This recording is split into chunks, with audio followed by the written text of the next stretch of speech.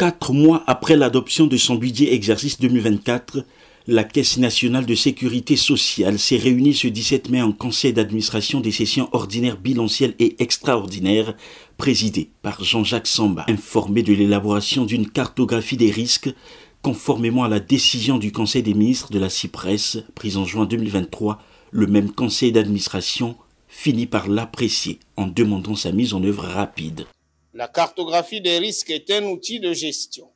de gouvernance et d'aide à la décision qui permet à toute entité d'assurer une meilleure surveillance des vulnérabilités auxquelles elle peut être exposée. Il s'agit pour la CNSS de cerner tous les risques susceptibles d'entraver l'atteinte de ses objectifs à long, moyen et court terme. Cette cartographie des risques est accompagnée d'un plan de maîtrise des risques préalablement identifié et hiérarchisé en fonction de leur impact afin de mener des actions correctives conséquentes. Après échange, les membres du conseil d'administration ont apprécié le nouvel outil de gestion à la disposition de la direction générale et demandé sa mise en œuvre. Aussi, à l'ordre du jour, la situation préoccupante de la dette croissante des travailleurs des collectivités locales et établissements à budget de transfert, alors que l'État a fait un effort considérable dans la résolution de cette situation vis-à-vis de la Caisse en procédant à la cession des créances sur ces entités. Cette dette croissante vis-à-vis de la CNSS empêche la Caisse nationale de sécurité sociale à prendre normalement en charge les nouveaux retraités de ces mairies